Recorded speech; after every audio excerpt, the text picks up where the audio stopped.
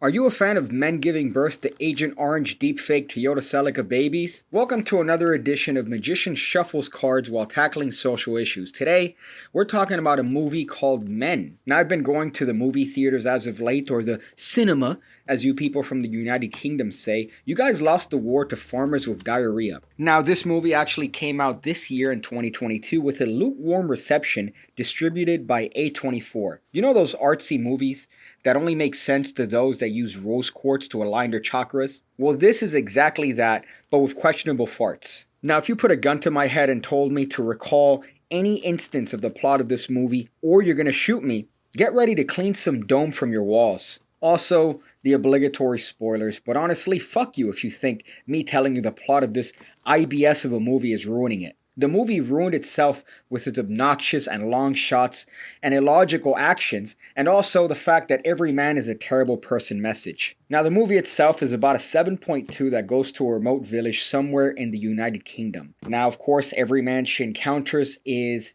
terrible and played by the same actor.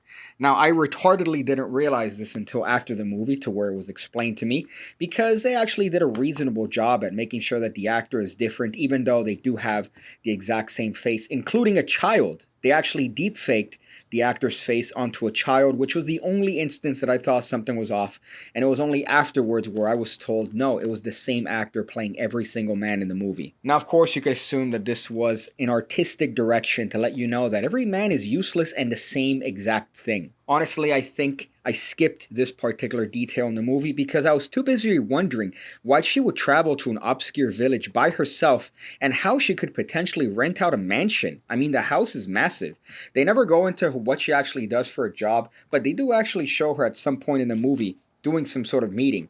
Sign me up. I would do that shit, because personally, I wouldn't mind being able to rent out a mansion in a random village, even if I may be stalked by a naked forest crackhead. Oh, by the way, she's stalked by a naked forest crackhead. Somehow in her little walk, she runs into this individual who just stands in a field awkwardly with his dinky out, and this person ends up following her back to her rental and ends up stalking her mid-meeting. Now, she's actually on holiday because she's recovering from her ex-husband's death.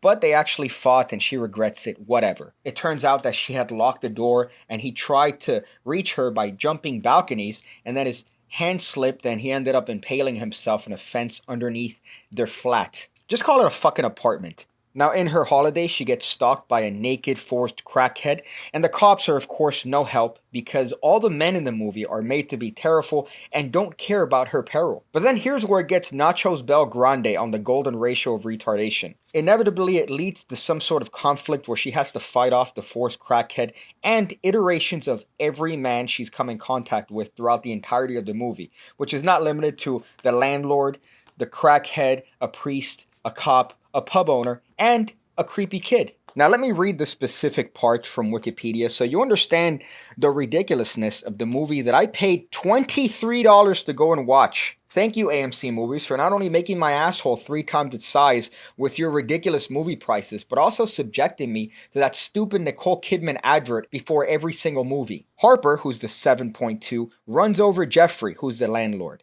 In a rage, he throws Harper out of her car and drives away. He then circles back around and chases Harper down before crashing the car into a stone wall in front of the house. The naked man, who's the crackhead in the forest, approaches Harper, and his ankle is now severely broken, matching another injury on James's corpse. James is, of course, her deceased husband. The naked man violently gives birth to the young boy, who in turn gives birth to the priest, who then in turn gives birth to the landlord, and then finally gives birth to James. Both James, who was just given birth to by a landlord, and Harper sit on the couch inside the house, with him continuing to blame her for his death. When Harper asks him what he wants from her, James responds that he wants her love. Her best friend then ends up going to the house and finds her in the garden, alive and smiling. And that's it. That's the end of the movie. The movie ends with no explanation, and even looking up the meaning, the director gives an answer akin to, "I won't tell, you figure it out." These reviews really do a great job at explaining what I felt in the movie. Here it says Kevin Maher of The Times gives it 2.5 stars. It culminates in a protracted, event-filled birthing sequence that manages, after 90 minutes of man-hating, to be aggressively misogynistic. Here, Clarice Laurie of The Independent gives it 2 out of 5 stars, saying that it suggests that all a male filmmaker needs to do to earn his feminist credentials is to show us men doing bad things. Now, of course, I'm not a fan of movie reviewers. I think they're all highfalutin virgins that just try to use big words to make you realize, hey, I'm smart too.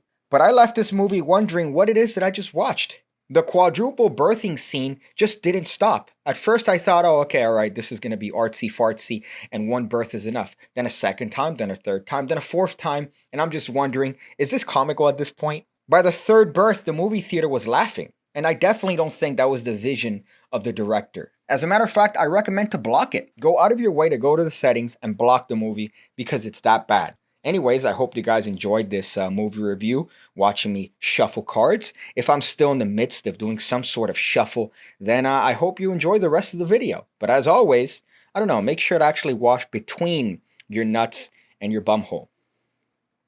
Or vag and butthole. That's also important.